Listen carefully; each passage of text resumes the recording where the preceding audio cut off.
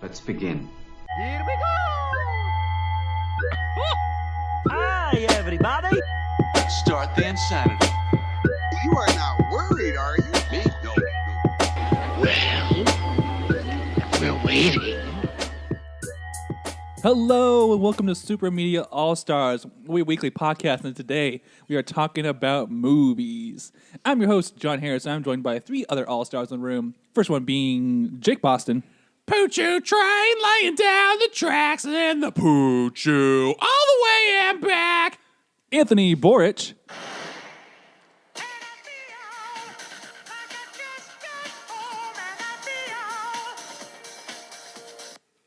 And Brent Harris.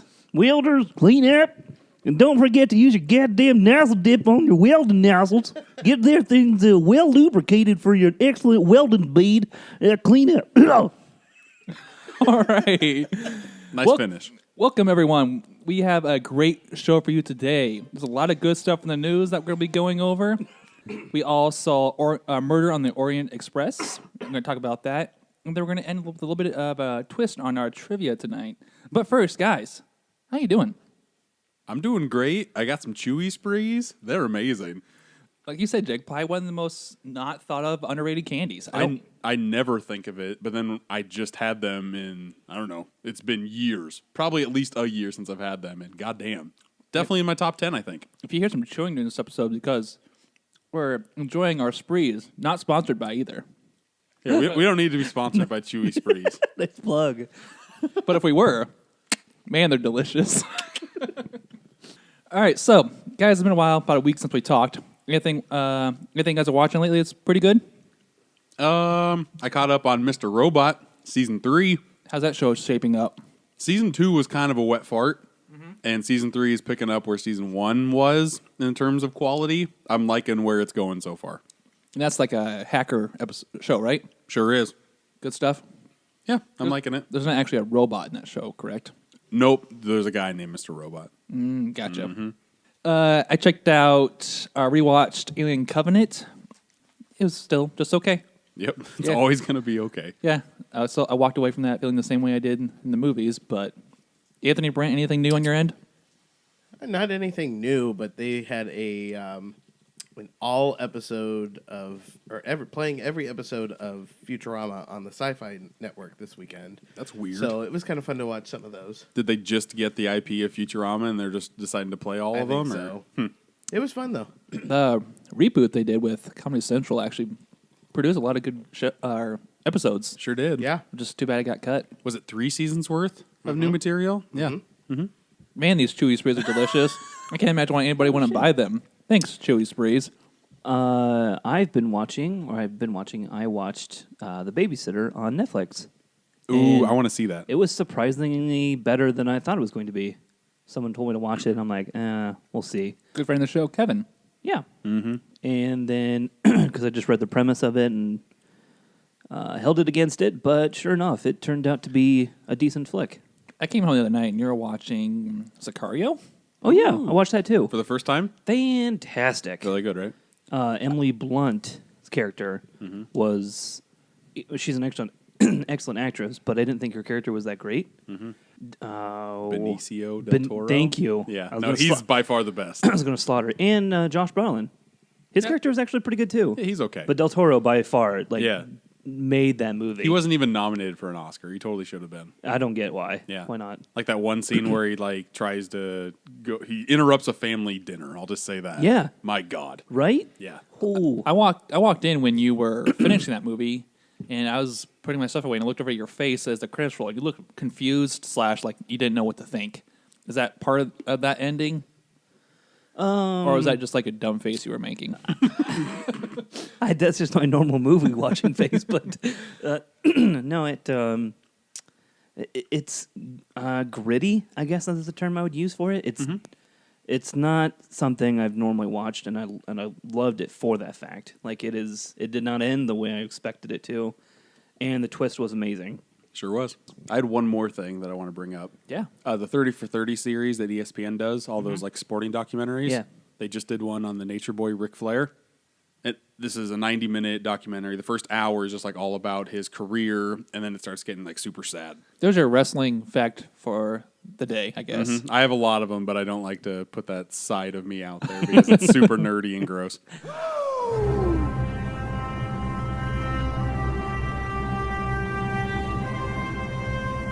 All right, guys, let's go ahead and move on and jump into the news. A lot of good stuff that's happened since our last podcast, and a lot of stuff we're going to talk about. I guess it's not all good. Yeah, don't say good. Yeah. A couple of these things are not good. It's kind of bad stories, I guess we could say.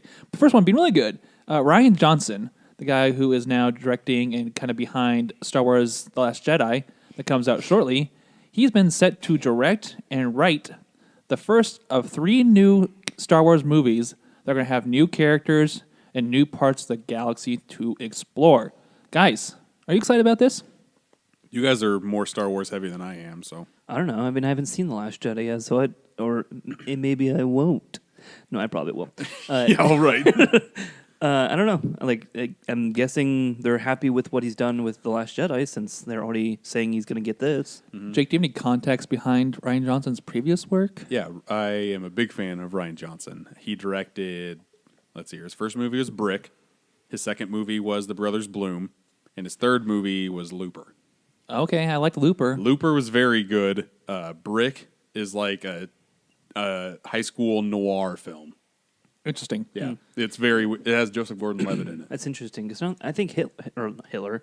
Wow, Looper. I thought Looper was hit or miss for people. I think people either liked it or hated it. I loved it. Yeah, and Brick was very good. Brothers Bloom was all right. That was a very weird movie, but still good. But yeah, Looper is by far, in my opinion, his best film, and I'm very excited for him to direct The Last Jedi. So he has some credibility in the sci-fi area to be given this responsibility to handle 3 new Star Wars films. All right, and our next story in the news is unfortunately a kind of a Debbie Downer / Hollywood corruptness, we can call it. A lot of sex in the news recently coming from Hollywood. Not good news by any means. Kevin Spacey dropped from Netflix and a movie due to his allegations in the real world. How do you guys feel about us losing Kevin? Obviously for good reason. Yeah, no, if you're going to have sex with like underage boys, that's just disgusting, and you don't deserve to have any fame, any money, any part in Hollywood. That's gross. Yeah. As a viewer perspective, it kind of sucks that we were so far in a house of cards, and then you cut them because you have to. Yeah, but I don't watch House of Cards like you guys do, but from what I've heard, like the end of season 5, you can kind of break away. Like there's a good breaking off point. Maybe they could pull it off. Yeah, there is. Yeah. It sucks though. Yeah. I love this guy as an actor, but it's heartbreaking to hear something like that. Yeah, like any movie where he's a bad guy, I don't think is going to get ruined. Like 7, I still think is going to be fine because that dude is a freaky fuck. And Usual Suspects, I think that'll still be fine. Baby Driver kind of sucks. Oh yeah, yeah, that really sucks. I didn't even think about that. We'll see. What was the movie he was supposed to be in? But now it's making Hollywood history because of the reshoot situation. I don't remember the name. It's a very weird ass name. Yeah, but it was. I know it's directed by Ridley Scott. It's supposed to be an awards contender, and it's going to come out in 6 weeks. And they're doing reshoots. I think they started last week. They're cutting Kevin Spacey out entirely. Movie releases in 6 weeks. Yeah, this is why it's And unprecedented. they're doing reshoots now. To hopefully get it in there. I know that his part, from what I've heard, he was only in the movie like 20 minutes. Okay. They're replacing him with Christopher Plummer. And yeah, they're doing reshoots now, and I'm hoping I think it comes out like December 22nd or something But like his that. co-stars and actors and actresses that were in the scenes with him agreed to do the reshoots just to get him out of it. Mark Wahlberg Yeah. and someone else. I can't remember the actress. Yeah, but when these allegations come up, man, they don't F around. They want. I would too. Yeah, I get it. Same thing happened to Louis C.K. He's among the allegations that came out. I think he got dropped by HBO, and his specials on Netflix got removed. See, the thing is, it's not allegations, though. It's them confirming they've done this. Louis C.K. did. Well, it was just weird. Like, 5 different women came out and said, like, he would just, like, masturbate in front of them. Which is, to me, very perplexing. Very weird, gross, and everything in between. Apparently more common in Hollywood than we thought. It's coming from him, it doesn't really surprise me, which is sad, but, like, all of his, like, comedic stuff is like very dark humor, Yeah. gross. His stuff's dark, but I thought from what I gathered from him, he always made it seem like he was just doing that to, because it's just, it's just a take on humor. Yeah. But like, I didn't think he was actually weird like that. Mm-hmm. It sucks that he was, and I know he did this stuff like 15 years ago, and it's finally catching up with him. But Yeah. yeah. But despite his bad actions, he did own it from the start. Soon it came out, he didn't deny it. Yeah, thank God, because all these other people are just like deny, and he's like, yeah, no, I did this. I'm ashamed of myself. I'm just going to step back from everything. And that, and kind of the most recent article that came out regarding all these allegations was Gal Gadot has come out and said that she won't do Wonder Woman 2 until Brett Ratner is out of any kind of relation to the future of that movie series. And I remember hearing shit about Brett Ratner all the way back like 8-10 years ago when I was watching G4 and Olivia Munn was on like Attack of the Show. Like her first book that came out, she had a segment of how like Brett Ratner would do weird ass shit, and like to get a part in a movie, she agreed to do it. Right. But it's just fucking weird. Like these Hollywood bigwigs just use their power to make people do nasty shit. Yeah, and unfortunately, when those real life allegations come to fruition, it affects the art that we like, being films, TV series, and our respect for these actors and actresses. With the Brent Ratner thing, his company Rat Pack helped give money to Warner Brothers and Wonder Woman specifically. I know like a month ago, Gal Gadot was supposed to give an award to Brent Ratner, and she denied doing that. And now she's standing her ground, like, you're not going to recast Wonder Woman. I'm not going to come back, so you're not going to have a second movie unless he is taken out of his production company. And Warner Brothers is not going to lose Gal Gadot after Wonder Woman 1. Number one, that. And number two, why would you want like a woman empowerment movie to be produced by a person that just fucking shits on females? Right, that too. Yeah, it's bad. Among all these allegations, like we said, the work suffers creates a bad shadow over the Hollywood scene at the moment. So, but there's also more dark shadows coming from Hollywood. I guess this is more open to interpretation than solid fact. The Dark Universe, being the Mummy reboot and another bunch of planned movies are supposed to come out, is now the future is in question. Chris Morgan and Alex Kurtzman have left the Dark Universe franchise by Universal. This comes from the Mummy reboot not doing so great in theaters. Yeah, to put it lightly. Yeah, very lightly. And just that the kind of the general talk around this universe has not been hyped, or kind of people aren't really getting behind it. Universal tried to hype it up. Like a week before The Mummy came out, they had that promotional photo of like every movie that was going to come out. Oh, yeah, like, yeah. Johnny Depp was going to be the Invisible Man. Javier Bardem was going to be Frankenstein. Like they tried to put everything they had into making The Mummy a hit. And it actually was kind of a hit overseas. It just tanked here in the States. Right. But this is a state's production. Like Yeah. it's the company's investment into this future. And if America can't get behind it, is it worth continuing? So, on your guys' opinion, would you have liked? I know it's still not out of the question. It could still very much happen. But based off of The Mummy and what you know of these movies, do you still want this to happen? If they fix what they did wrong in The Mummy, sure. See, I'm okay without having a Johnny Depp Invisible Man movie. I'm totally fine with that. But the next movie that they were going to film was The Bride of Frankenstein. And the director was Bill Conton. He just directed the Beauty and the Beast live-action movie. Javier Bardem was Frankenstein. Angelina Jolie was supposed to be the Bride of Frankenstein. Like, that had a lot of good talent in with it. I'm kind of sad I'm not going to see that movie.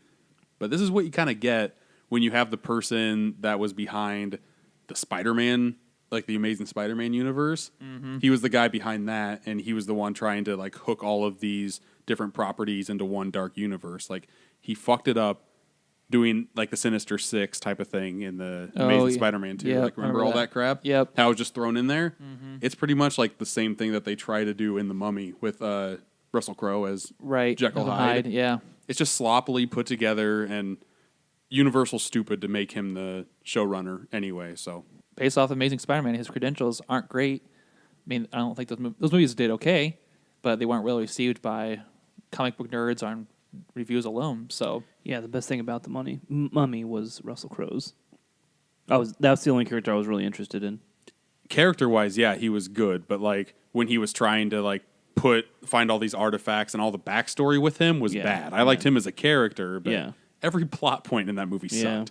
Yeah. Personally, like if these movies don't come to light, I'm okay.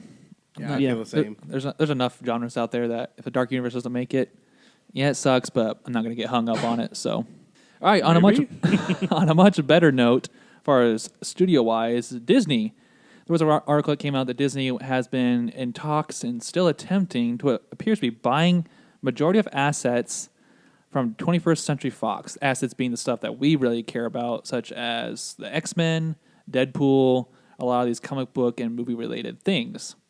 Nothing is for certain yet, and they're still, like I said, still going talks. But how do you guys feel about Disney buying another asset to their already huge asset library? But then we also get the movies that we kind of always wanted from the start. Double-edged sword. I was gonna say I love it and hate it. So you're gonna get backed by Disney, which so far they haven't really created something that terrible. So that's good. But on the other end, like Disney seems to be kind of a shitty company. The rich get richer. Right. I was gonna say Does that make them shitty though, or does it make them more powerful? That makes them crappy. A monopoly. I was just gonna say I don't want that to happen. Yeah. They have one already. Hold on. See, this makes a lot of sense because they can just like put all of like the X-Men, Fantastic Four stuff in the Marvel universe, which is good and bad. Because if they had that stuff to begin with, we wouldn't have got a Deadpool. Yep. We wouldn't have got a Logan. They definitely are in like the PG-13 range. So I kind of want that, and I kind of don't. Like, are they going to ruin Deadpool? Well, they don't have Deadpool yet. Well, but if they did, are they going to ruin it? Are they going to make Probably. it not R? They wouldn't make it R. Yeah, of course see, not. that's stupid. Yeah, I don't know. I Dumb. think Disney could actually let Deadpool be Deadpool and keep it rated R. No, who's running the MCU? Kevin Feige? That's Yeah. his name. No, he's been on record saying we'll never do an R-rated Marvel movie.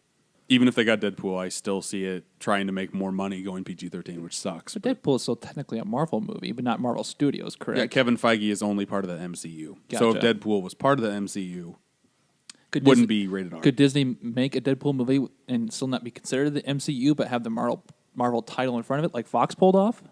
I think that would be stupid. Like if you have all of them under one umbrella, you'd want all of them to come together, I would think. Yeah. Maybe Deadpool's the exception. But I'd like to see the X-Men brought into the MCU. That'd be kind of cool. See, X-Men's at a point right now to where you could like cross brands and it would be fine. Because like all the old class is out. We don't know what's going to happen with like the First Class and Days of Future Past cast. Like we don't know what's going to happen with them. See, I don't know, because I'm kind of tired of X-Men at this point.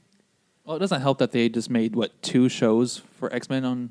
Yeah, the Gifted, Yeah. Legion. Legion was really I'm good. going to say, Yeah. Legion was decent. Yeah, I liked. And there's this new show that came out for the X-Men. It feels like Fox is taking the TV route now with this X-Men story. Yeah, and the weird part about this deal is that like they won't get any like news affiliates. They won't get like the Fox channel like that we have.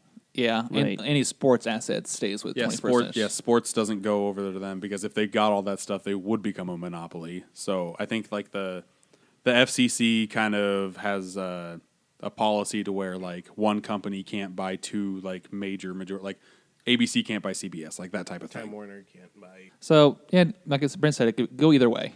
There's pros and cons to both sides. Nothing's been confirmed yet, and maybe nothing will come from this, or maybe something big will. We'll have to wait and see. I think there's more negatives than positives in this. All right, then real quick, we have some announcements. We're just going to kind of go over real quick. Early Justice League reviews came out via Twitter from the early screening with reviews. It's kind of what we expected. From the general consensus, seems to be a lot of awesome fun. The cast is great, but the plot and the villain is nonsense, which I think for Justice League I'm okay with. I think I'd rather see the cast being really awesome and the CGI/fighting being really good. I mean, we're going to review it next week. We're seeing it regardless, but I'm going to rate it the way that I rated the Avengers to see if it's on par with that. Because going back to Avengers, it's an okay movie, but it's nothing to shake a stick at in the MCU. So we'll see. If it's on par with that, I'll be okay. And like I said, characters are key to like any ensemble superhero movie that happens. So if the characters are good, I'm pretty sure I'll like it. But yeah. Yeah, I guess, Jake, we were talking about the movie was asked to be cut down to at least 2 hours. Yeah, Joss Whedon was asked by Warner Brothers to have this movie under 2 hours. I'm guessing so they could make as much money as they could. It's their shortest film. Yeah. Which is smart, I think, audience. When it comes to an action-packed movie, you need to keep it within reason. Because Batman vs. Superman was way too long. But no, if the cast is good, the action's good, I think hopefully we're in for a good time.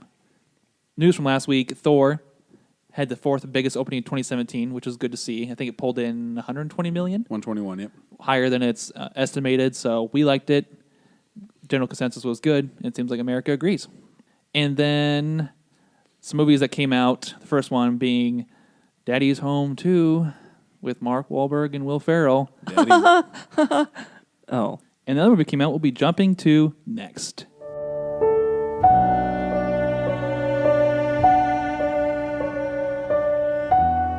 All right, guys, let's go ahead and jump to the main portion of our show, and that is we all saw Murder on the Orient Express this weekend.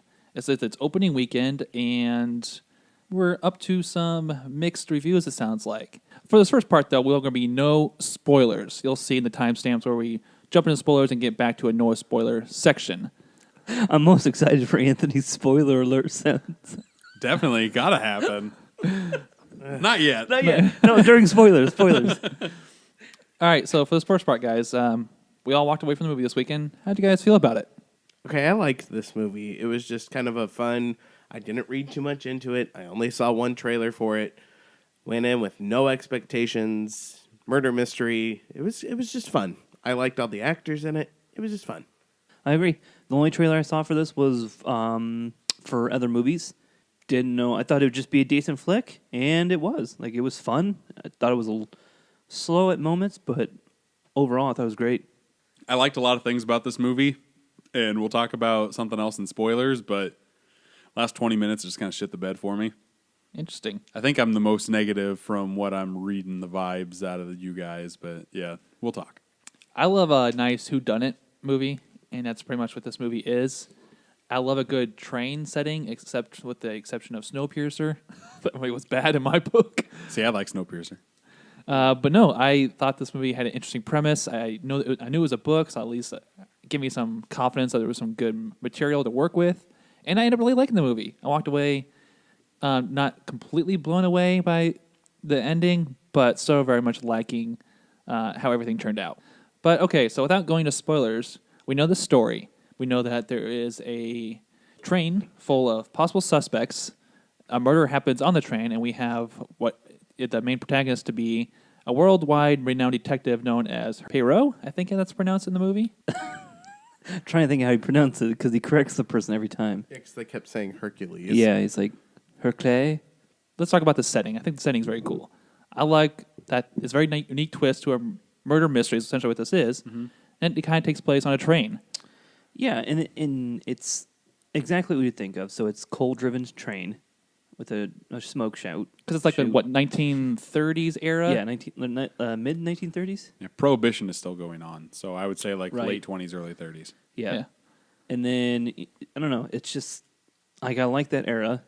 And the train isn't that big. There's only, 4 passenger carts, and then the engine itself. Yeah, and we're talking like the creme de la creme of top-notch train here. Right. So there's not a lot of rooms to remember. I don't know, for 4 or 5 places that they actually can shoot from, it doesn't bother me. For a very limited setting, I think the movie pulls it off very well. Yeah. Kenneth Branagh was Hercules in this movie. I don't remember how he said it, but he was also the director. What he did with the camera outside of the train, but peeking inside of the train, Yes. Right. was very cool. I liked every innovative thing he did. There's actually, now we'll bring that up, there's a lot of shots that I actually stuck out to me, which in most movies, a lot of shots just don't. Mm-hmm. But in this movie, they did, and I thought it was great. Yeah, no, a lot of shots are well done in here. It's kind of jarring when they go from outside the train looking in to just being inside the train. There are a lot of hard cuts that happen there, but I give it a pass just because the outside looking in are so good. Mm-hmm. If we're talking about the setting, I'm going to talk about, there's one little setting in the first 15 minutes, and the rest of it's on the train. Yes. Right. The first 15 minutes I really liked. Yeah. So the detective is solving this whodunit, like just stealing of, I don't even know what it is, like a golden box. Yeah. Yeah. Exactly. This is how you know that the detective is the world's greatest detective. Yeah. Because Pretty he much is a great intro for him, right? Yeah, no, it's really good, and the setting's really cool too. Yeah, because it takes place in. I think it's Israel. It is Israel. It's Israel in the Okay. very beginning. Yeah, the first time you see him, he is very particular on how his eggs are cooked. Which is very kind of gives us a glimpse into his personality. Oh yeah, Because I don't think it's a spoiler, but he has a personality where things are the way they should be in the world, but if they're not, he'll notice it. He's about everything is right or there's definitely wrong. There's no in between. while we're talking about him, I think he was the best part of this movie. By far. With the way Kenneth Branagh played him, he did it to a T. Just very particular in some things, but then was able to like move the plot along, and he was just a very well done character. And he definitely fit the time era of being very polite, very proper British gentleman type, and he pulled it off to a T. Well, the first 15 minutes definitely plays more like whimsical than Yeah. the entire rest of the movie. Like, Yeah. One thing that kind of rubbed me the wrong way was like out in the train, they're fine. When they're showing the background outside of the train, it looked very not realistic. It looked very like cartoonish art style outside. You guys don't think so? really? As far as like the mountain scenes and the snow snow. Like the snow mountain was okay, but when they were in Israel and you saw like everything outside, like not when all the characters are introduced, but like when there's like panning shots of the entire train and then just like the background of Israel, it doesn't look real at all. Oh, like I think of to your point where they're all waving and it's a little Yeah. It shows very CGI like Yeah. city. It looked a little cheesy. It looked like I was watching a Disney like opening producing scene. It looked like I was watching the Polar Express. Yeah. Okay. Yeah. That's getting that. Yeah. I just couldn't get that out of my head. Which, to your point, Jake, later in the film takes a very different tone. Yeah, most definitely. The tone changes big time. Mm-hmm. We have quite the cast here. This thing is huge, and we can choose to talk about which ones really stuck out to us as I read through. So, guys, feel free to interject at any point. So first, we had Hercule There you go. Poirot, and that was by Kenneth Branagh. Thank you. We had Tom Bateman as Book, like the train / owner / kind of runs the deal. Didn't his dad own it? And That's it, He was yeah. just able to like do whatever he wanted because his dad owned it. Yeah. Yeah. He ends up being a very interesting character. We'll kind of get into that later. Well, I mean, we'll go down the entire list, but I would say one of the strong suits of this movie is the cast, and he is another good addition to it. Yeah. Yep. He's awesome. In a smaller role was Penelope Cruz. Her acting is phenomenal. Yeah. Well, Penelope Cruz in general, like she's known for being. I guess she's not really known because she won an Oscar for playing Frida, and she didn't like she looks amazing, but she can also like go into character work like this to where like she doesn't have to rely on her looks. She just goes on how good of an actress she is. Yeah. And this is another part like that. I thought she had been like the most confused. Like before they actually go into her development, like I was so confused on what exactly her character was or what was it about. I was just all over the place trying to figure out what she was. Sure. And then we had William Dafoe as Gerard or something like that. Very German-esque. Gerhard. Yeah. He plays an interesting character. We can't go into much about there either. No, let's just say William Dafoe definitely goes William Dafoe. In Yeah. this. Yeah, He it's does. great. Judy Dench makes a appearance as a princess. Dragomorov. We're going to butcher these names throughout the whole episode, so be Just prepared. we can do what the trailer did. The princess. There you go. I like Yeah, that. that's what she is. And then we had Johnny Depp as a character named Ratchet. And for all the haters that think that Johnny Depp can only play like A pirate. a pirate or anything just like out of the ordinary, just bombastic Sure. character, Yeah. he did very well just playing like a gangster type in this movie. No arguments here. Yeah, I liked him. in it. he wasn't over the top at all. He seemed like a character of the time. He fit Yeah. well in this cast. Yeah. There are a lot of things that I don't like Johnny Depp in, and this definitely isn't one of them. I like him in this. Mm-hmm. Sure. Agreed. Then we had Josh Gad as Hector McQueen. We'll get into his character later. We had Derek Jacobi as Edward Henry Masterman. We also had Leslie Odom Jr.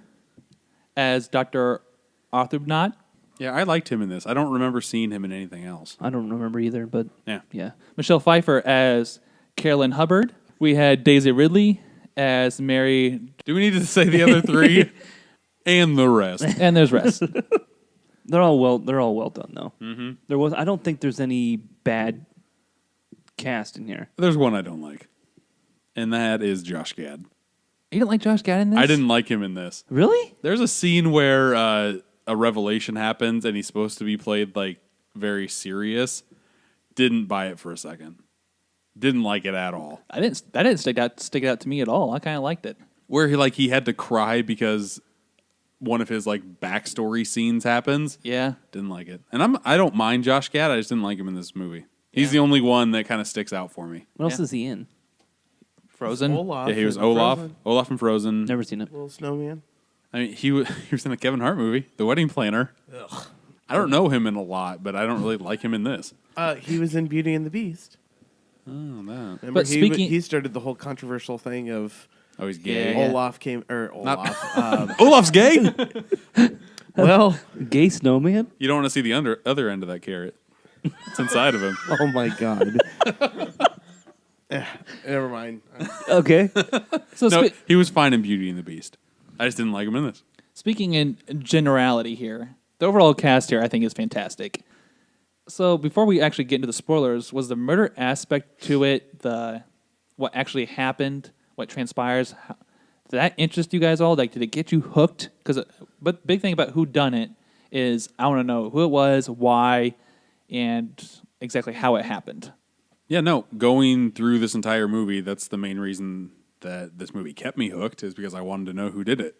Yeah. For sure, definitely. Like, this is, it was very good at doing that. I'll just say that. Yeah, I mean, I had my theory of who it was throughout the whole movie. It changed a few times, and it kept me guessing, but I had my theory the whole time. Brett? I'm kind of with Anthony. Like, I had my initial suspicion, and then I had no clue for about half the movie of who it could have been. And then they finally started to Elude. I have so much to say about this. Really? Yep, we need to go. Spoiler time. I think one thing I'm just going to say before we dive into it is, as far as murder, whodunit movies, this is like, for me, this is one of the top preferences, pinnacle of setting it up. Sure, setup. This had a very masterful setup. I will say that. Yeah. All right, so that being said, a lot of this movie is going to be spoilers. So going forward, on this point, we're going to be talking spoilers. You'll see in your timestamp. Spoiler.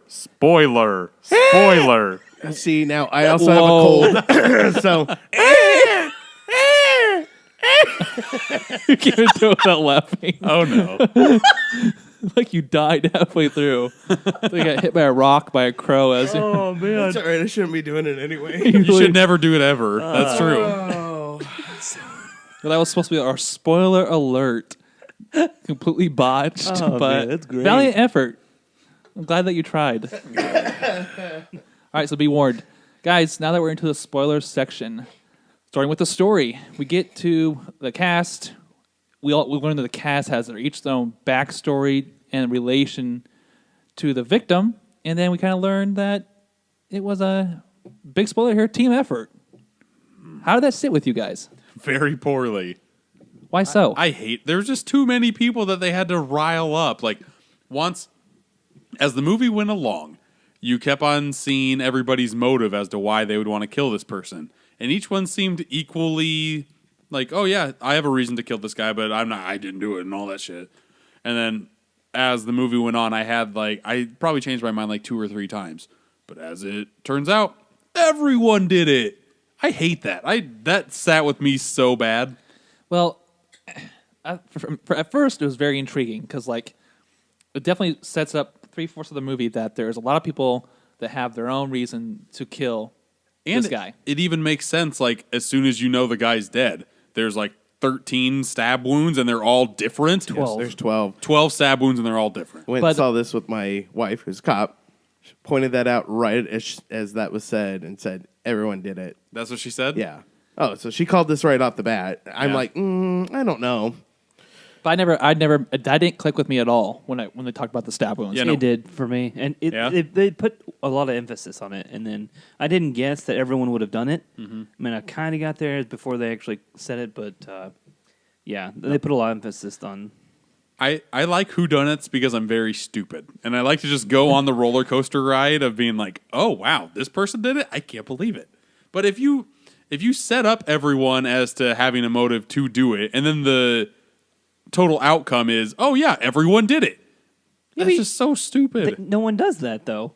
What do you mean? That's what the movie does. Well, I know what this does, but I've never seen that before. Yeah, there's a reason for it. A whodunit should have like, oh, okay, you try to branch out and you try to make somebody else look like they did it, but then like it turns out that, oh, the person that was interviewed like first or second, they're the one who did it. Like Law and Order does it every week. There's two layers of this that sit wrong with me. Number one, everyone did it. Okay, that's very sloppy. I don't know how all 12 of you can get together in the same room. I know that there's like a child's death that brought all you together. I don't like it. I'll stretch my imagination to make sure that like this happens in a story. But to have the greatest detective ever just be okay with having 12 people kill a person and then they just get away scot-free, I don't like that. I think it's the 1-2 punch that just sits wrong with me. So I guess I view it differently. I know the detective learns that there's more to each characters that first meets the eye and what they originally want us to believe. But by the second character we learn that, I'm getting to think there's no way those first two people are on here by circumstance. Like you begin to suspect there's something bigger here because why are all these people just happen to be correlated to the victim? Yeah, to the same thing. Yeah. So that was the first thing that to me was like, okay, so there's a bigger something at work here, but I really want to know how it's connected. And as far as murder mystery goes, is like, okay, 3/4 of the way through, you're like, okay, there's a lot of people that have motive. They're not here by circumstance. But if we had to choose a murderer, who is it going to be? Because the detective's mindset at this point is it's still just one person. He's trying to narrow down to one person. And I actually really like that. Now, as far as logic to Jake's point of how do you get all these people together and rally them up for this thing, obviously that mom character, or I think it was the grandma. Michelle Pfeiffer's character. Yeah. Obviously had a lot of money and orchestrated this whole thing, and she owns up to it. Like she says that she's the mastermind behind all this. Like that part worked for me. I could believe having your grandchild killed could set up this ultimate revenge in your own Brent's version of justice. So that I bought into. That worked for me. I did, but justice can, like if Michelle Pfeiffer was the only person that killed him, I would have been totally okay with that. And if everybody was behind her doing that, that would have been fine. Just getting everyone in the train cab to kill this one person in a little room at the same time, what fun is that? I think it's just part of the source material. And I think it's how it adapts to the screen. Maybe you didn't like. No, that's my thing. Like I probably wouldn't have liked the source material. So I think with the way you're saying it, I would have liked it better if they weren't all in on it then. Like they just all happened to get on the same train at the same time to kill him for some reason, and only one of them was successful in doing it. That would have been fine. Well, not only that, let's say we learn that every person has motive. There's no, you need some kind of plausible reason why they're all on there at the same time. Right, that's what I'm saying. Yeah, I get the symbolic justice of everyone gets a stab. Come on, you get a stab and you get a stab. Right. Is this Oprah?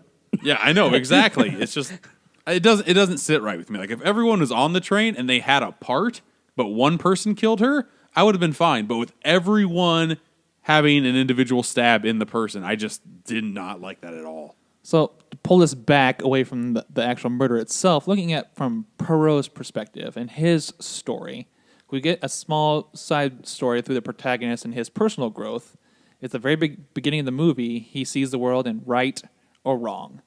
And his growth throughout this movie, at the very end, he says, you guys have shown me a world between right and wrong where I see 12 broken souls by one case, and it was a case that he personally was trying to ignore.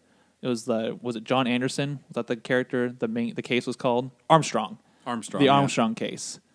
And for me, Poirot's growth and his interpretation of the final, I don't want to say outcome that everyone was guilty, but he sees it now in a situation where I can't judge you guys, and this is the case that I'm leaving it right here. Like that at that point, I could go either way. Like I kind of wanted justice for all of them to go to jail, but at the same point, to Poirot's growth, it introduces a world where he don't see things and completely left or completely right. Which is bullshit. Like, if you're a good detective, you have to play by the law. And if you're conscious, like, the main reason why he lets these people go, in my opinion, is that, like, he got a letter from Armstrong, and before he even get to the case, like, everyone in that family died. So that's just his conscience telling him, like, he feels bad that he couldn't help this family. So now that he can actually help them out in the afterlife, he can set 12 people free, which is bullshit. I think for personal growth, it works, but far as like him being a detective, it's a little maybe not the best detective decision. It's not at all. So there's also a scene where he has them. They're all outside the train. They're all at a table, Lined up in the tunnel. Yeah, and he's diagnosing who it is. He comes to the conclusion that it's everyone. Mm-hmm. And then he gives them a proposal that, okay, well, either you're leaving or I'm leaving. So either you're all going to jail or you're going to kill me so that I can't tell the cops what happened. Yeah. What if they shot him? Then I would have loved this movie. Okay.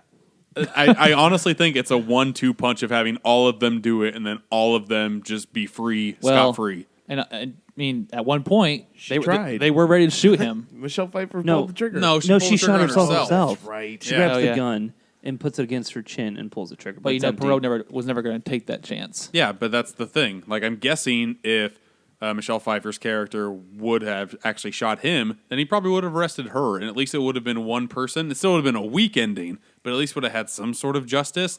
Her trying to kill herself because she can't live with the guilt. And also, point to that scene is where he is convinced because he knows that it's everybody at this point when they're at the dinner table in the tunnel, but he comes to the conclusion that you're all guilty, but you're all not killers either. Other than well, no, even Michelle Pfeiffer couldn't pull the trigger on him. Yeah. Hypothetically, but in his mind, as a detective, he's like, you guys aren't killers. You're victims who are pretty much, I mean, they are killers. They stabbed a guy, but he doesn't see them as killers. He sees them as broken souls. So at that point, he's made a judgment in his mind that I'm not going to turn you guys in because of this Armstrong case and how it fractures everyone connected to it. At the end of the day, the story is about Poirot and his growth and how he handles detective cases. Because this was supposed to be his retirement, or not his retirement, but his vacation. Yeah, definitely. And Yeah. before this case, he saw the world in right and wrong, and now this case introduces him to this middle ground that he's never comprehended before. Because he sees the world as perfection. He was telling people to correct his tie, so he's very legit. Yeah, no, when he steps in shit, he has to put his other foot in shit just so he's it's like, equal balance. It's not the act; it's the inconsistency. So he sticks his other foot in. Right. Despite how you feel about the story, I'm not going to list all these people again, but was there any characters that you guys particularly liked? I liked everyone Yeah, except for Josh Gad. I Josh liked Gad, everyone. I did not like. Okay, the part that I didn't like of him is when like he goes to burn all the books because he's been stealing money and he thinks that'd be guilty. Even though if all of them killed him, why would he care if he was stealing money from Poirot?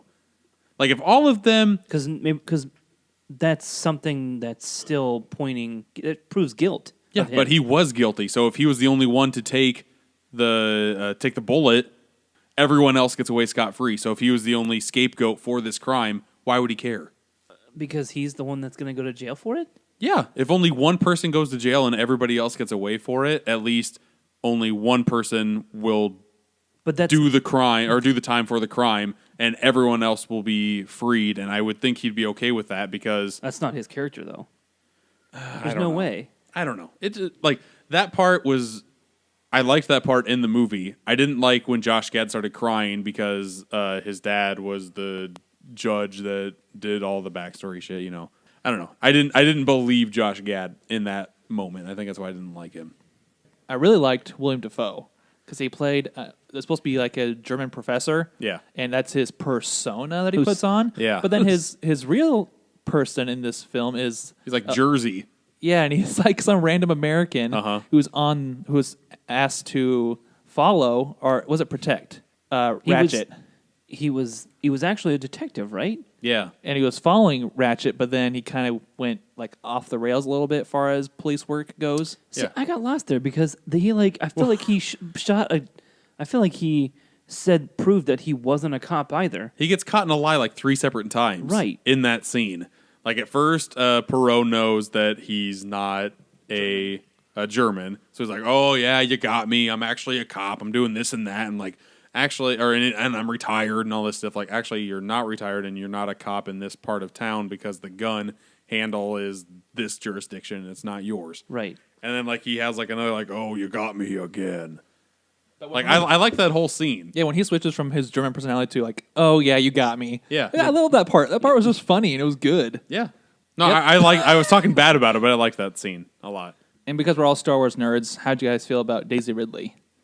Was there anything special about her, really? I mean, she was the first person that was actually accused of the murder and kind of set off these chains of events with the doctor shooting.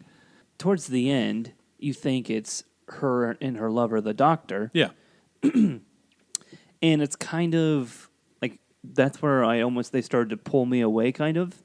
That my initial thought was the one that pulls Michelle Pfeiffer's gotcha. character. Yeah. Because they put so much emphasis on it. Yeah. And their story makes sense with them killing him. There seemed to be a bigger connection between them two, but then it kind of just went. Bleh. I like the doctor part of it where he's like, it wasn't her, I'm the guilty one. And he purposely doesn't shoot Hercule because he is not a killer. He just shoots him in the arm to tell her to leave her alone, take me in, or do something, but it's not her. Because his backstory was he was a sharpshooter in the army. Right. And that's the only reason why he was able to become a doctor, because he was African American in the 20s, and the only way to do that is to have some high-ranking officer in the military. Armstrong. Yeah. Armstrong. Mm-hmm. But as far as Daisy Ridley go, I don't think anything about her acting stood out.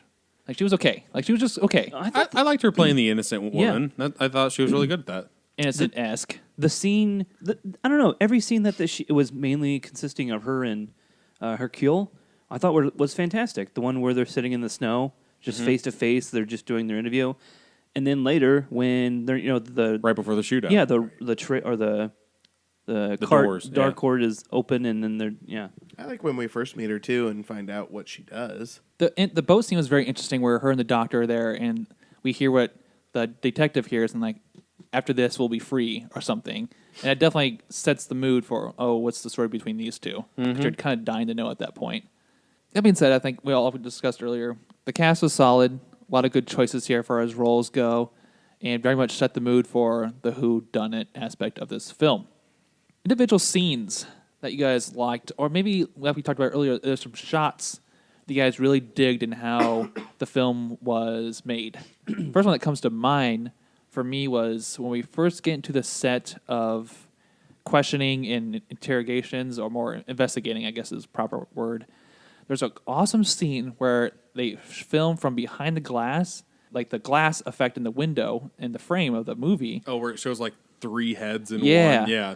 Like, to me, like, thinking back about that, it was just an awesome way to show, we don't know at the point, that each person has they're exactly not who they say they are in some respect, and there's each more to their backstory, kind of setting the mood that there's more to these people than just this straight view that you see. Yeah. He does a lot of what he does, like every trick in the book to try to get every single different shot in a train cab. Like there's some overhead scenes that I could have done without, but I totally get why you do them. The scene that played for me the best is definitely like the first time Perot walks into the train and is followed by Michelle Pfeiffer. That entire like scene with no cuts that just keeps on going for like 2.5, 3 minutes. It seemed like that was perfectly well done. And you see like 2 or 3 different characters in the movie. Yeah, just very good. Yeah, that scene, and that happens again at the end of the film where Perot's at the station, and then you see every character he's talked to in the window as they leave station. Yeah. Just for train cinematography, it's awesome. A lot of stuff I liked there. Any other scenes that stuck out to you guys? I actually liked where they find the body, the overhead scene. See, I didn't like that as much because it didn't cut from like it was there too long. Like it was overhead too long. Yeah, I don't know. I liked it. I don't know. It was just different, and they never actually showed the body. They did not at that particular scene. They just kept like going in and out of it. And see, I liked the overhead thing because it went from like his cabin to the hallway to where Cassetti was dead. Like I liked that whole thing, but it just set on Cassetti too long. Like it just kind of stayed there for their whole conversation. when they were picking up the clues and all the stuff they were looking at in that in like that the cabin. window was open and the claw or the watch was stopped Right. and all that stuff. Like if it would have like went into like zoom ins, like as soon as like you go into the cabin and they're talking about like his stab wounds, and then you go into like, oh, the window's open, look at the window. You go to the clock and you look at the pocket watch. It would have just played better. Oh, it's just like it's kind of like between the acting and the scenes, but even though everyone's in on it, I never got the feel that everyone was in regards to everyone finding out, air quoting here, Ratchet is actually Cassetti, the murderer. I love everyone's response to it. Like it's so good.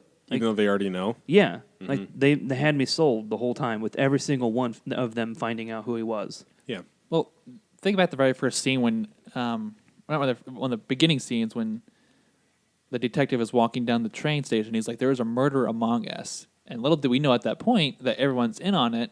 About how he looks at each character, and little do we know that they're all in on it. But to him, we're seeing it as he is. Like somebody here is a murderer, and it's one of you personalities.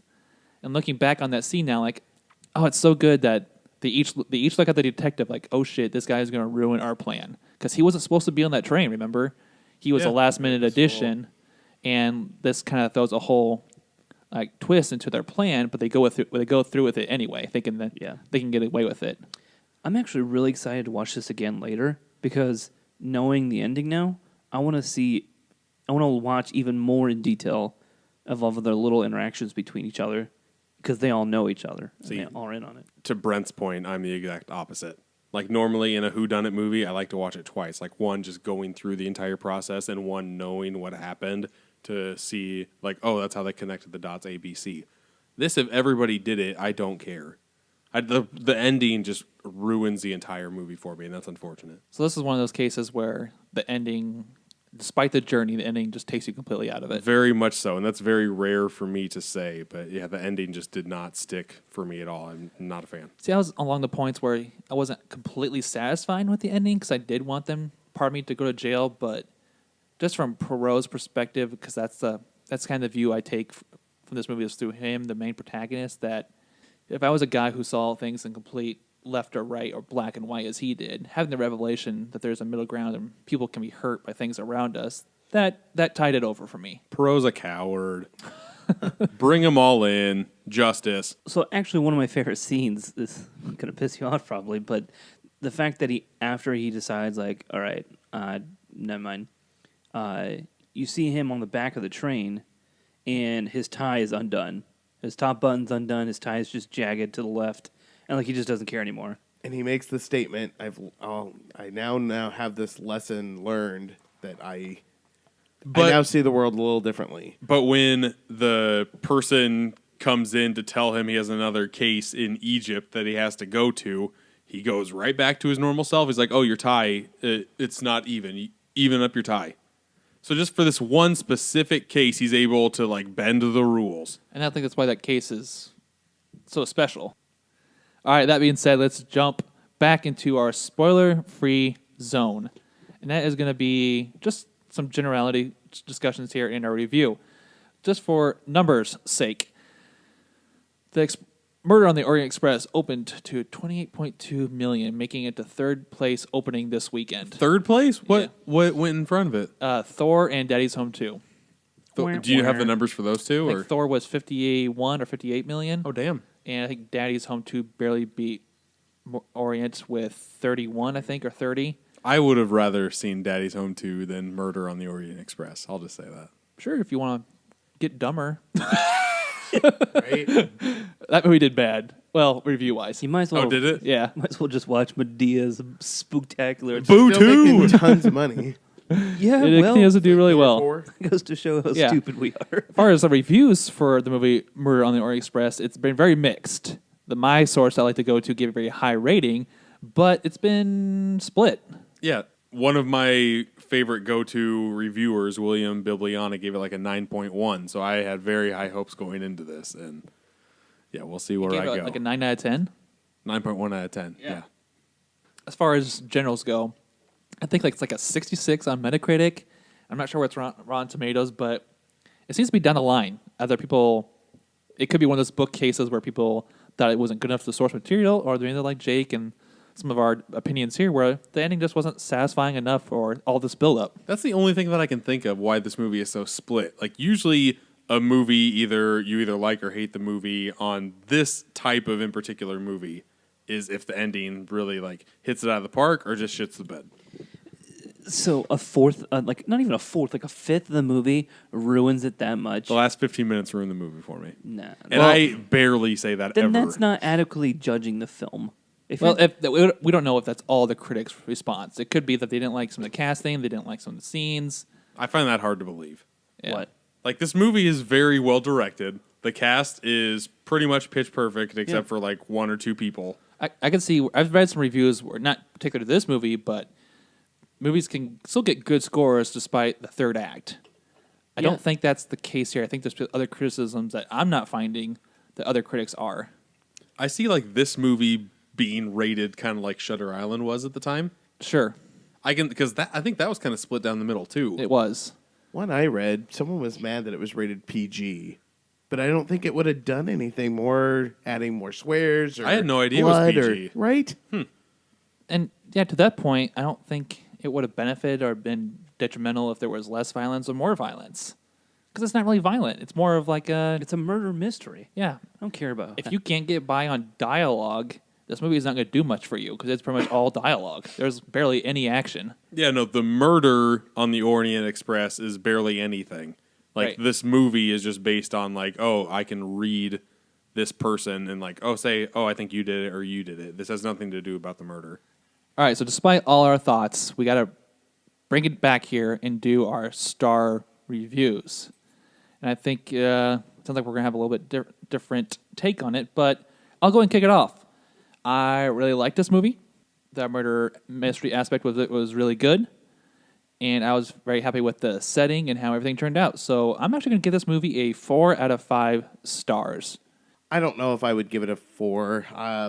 I'm along the same lines as John. I really like this movie, but maybe the ending didn't go the way that I wanted it to. So I'm going to give it a 3.5.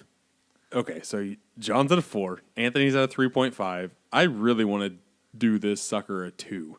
The last 15 minutes totally ruined it for me. I'm just trying to think if everything else that came before it, because I liked the ride that I was going on, and it's well directed, and the cast is great.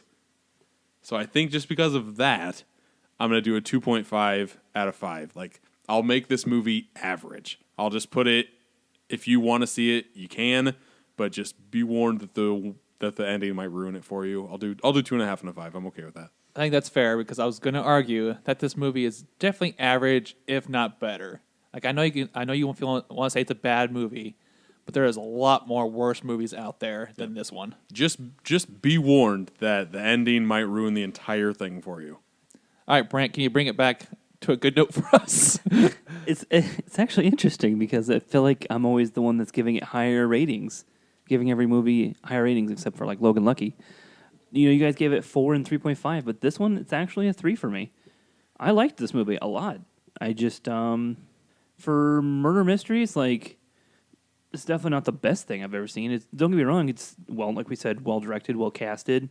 I like the story, but for some reason it just. No, I like this. I like how the low end is 2.5 and the high end is 4, and each one of us had a different rating for it. Yeah. I think that if you have any hindrance in seeing this movie, just go. You don't even have to go to theaters and see it. This is totally a red box. This is totally a Netflix movie that you can just kind of check out for yourself. Like, if you want to see it, just go see it and just rate it for yourself.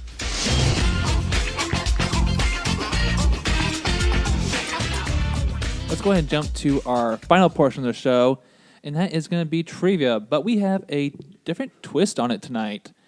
Who is usually our clip master, Brant, is changing the game up on us. Brant, what are you going to do for us tonight? Like I said earlier, we don't have internet, so I was unable to prepare clips for tonight. So tonight, Boo. I know, we are going to do movie quotes. Don't you have that LTE, bruh? Yeah, He's not burning that data on this. it's a lot of work. to get those The clips podcast is ready. important to him, but it's not that important to him. That's not true. Okay, so we ready? Are you gonna act this out? If Like, are you gonna? I can do my best, yes. And Sweet, it's- I'm excited. We're sticking to a point system. Whoever yells the movie first gets the point. Okay. Oh god, these are gonna be so obvious, and some of these are right. Let's do it. Oh, Are we ready? And Ready, you gotta gents? do your actor's best interpretation. I'm Yes. excited to hear your accents. Ready? Yep. They may never take our lives. Braveheart. Yep. Oh, That was Anthony. Anthony started it first. so that was do Anthony. Yeah. All right. I'll give it to him. All That's right, fine. Anthony takes the first point with Braveheart. Brent butchered that Irish accent. That was more like an orc call, but okay. Okay, I'm doing this on the spot. So shut up. All right. This All right. one will probably be a little better. Right. Quote number 2. All right. I'm gonna make him enough. Godfather. All right, Anthony. So maybe you shouldn't do the accents. Anthony takes the second point with the Godfather quote. Was that some sort of Italian? Some sort of Italian. All right. This, Wow. this next one is obvious too. Ready? How many points are total here? Because I think Anthony took it, right? Yeah, how many are you No, doing? we've got 10. Oh, Well, that would have been good to know at the Oh, beginning. I thought I won. Here we go. Here's the next one. I'll be back. Terminator. Terminator. All right. Hey, Jake got that one. So 1 point, Jake. These go pretty quick. Yeah. I have no idea what this one is. So, I actually do know what this one is, but I don't know how to say it. Great. All those moments will be lost in time. Memento. Like tears in rain. Time to die. Blade Runner. Correct. Oh. Because I wasn't asleep during that. So, 2 Anthony, 1 John, 1 Jake. Let's go. A census taker once tried to test me. I ate his liver with some fava beans and a nice Silence of the Lambs. bing bong. 2 points, Jake. 2 point, Anthony. 1 point, John. Next. Oh, that one makes me sick that I missed that one. Anthony had a seizure. It was hilarious. You either get busy living or you get busy Die Hard. dying. Dirty Harry. Shawshank Redemption. Yeah, there it is. Ah. 3 points, That was my Anthony. Morgan Freeman impression. Oh, that was bad. That was horrible. You shouldn't have told us who it was. All right, next one. You go, Glen Coco. Not boys, but Girls. Girls Club. no, that's a clue. Oh. Girls Trip. Nope. Not, Okay, don't. Girls Night Out. not Girls- nice, but Bad Mean Girls. Mean Girls. Mean Girls. Damn it. Oh, bad. Bad Girls. Come on. yes, Mean Girls. So that's 3 points, Jake. 3 points, Anthony. 1 point, me. Hi, Anthony. You. Ready? I hope you're happy with that one. Ready? I'll take Yep. it. Ain't got time to bleed. Predator. Yeah, Boom, boom, boom, boom. You nailed that 4-3. wasn't bad. 4, 3, 1. It was kind of bad. That was supposed to be Arnold Schwarzenegger. Yeah, That's bad. it wasn't that bad. You got time to bleed. Oh, that was much better. Thank you. What was the first one? What? I don't know. Anyways, gentlemen, you can't fight in here. This is the war room. X-Men. No, Doctor Strangelove. Doctor Strangelove. Change what? 5-3. Doctor Strangelove or How I Learned to Love the Bomb. You can't handle the truth. Gotcha. A Few Good Men. Oh, that was the next quote. I wasn't ready. I thought we were still doing interpretations. Come on, be on your feet. What's the score now? 6, 3, 1. So we're at 10. Is that it? That was the Thank God. That's painful. That was the worst game we've ever played. We'll never do that again. Because you got 1 point. Yeah, Brent was butchering every quote. Oh, sorry, I didn't get to get a chance to prepare my impressions. That's what made it the best. Well, that is like halfway through it goes. no, I didn't. he never did that. No. With that, With that being said, that has been episode 19 of Super Media All Stars. We are reviewing Justice League later this week, so look forward to that. There's a lot of good stuff coming up for video games at the end of the year. Look forward to that. But we also have a lot of good things going on social media. You can find us on Facebook at Super Media All Stars. You can find us on Twitter at SmashPod. You can find us on Instagram at Super Media All Stars. that's correct. I've got a Steelbook account on Instagram, Steelbook Obsessed. I'm up to 560. Nice. Boom, boom. You can find us on all kinds of streaming services. You can find us on podcast services on Super Media All Stars. You can listen on TuneIn Radio to find Super Media All Stars. And you can also find us on Google Play Music, recently added. So search for us there if you're an Android user, if that's your listening preference. And as most importantly, please find us on YouTube. Like and subscribe there. Please like and subscribe to anywhere you listen to Super Media All Stars. We appreciate your support and feedback. And now, if you'd like to email us a question or a suggestion, please do at supermediaallstars@gmail.com. We are open to any kind of question open to any invite. Let us Yeah. know what you think. The first question that we get emailed, we will answer. Doesn't matter what it is. So do whatever you want. Well, it might matter. What Nope. Do whatever. Do whatever you want. That being said, guys, I thank you for joining me. Audience, thanks for listening in. We will see you next time. Goodbye. Bye. Game over, man. Game over. Bye-bye. I am out of here.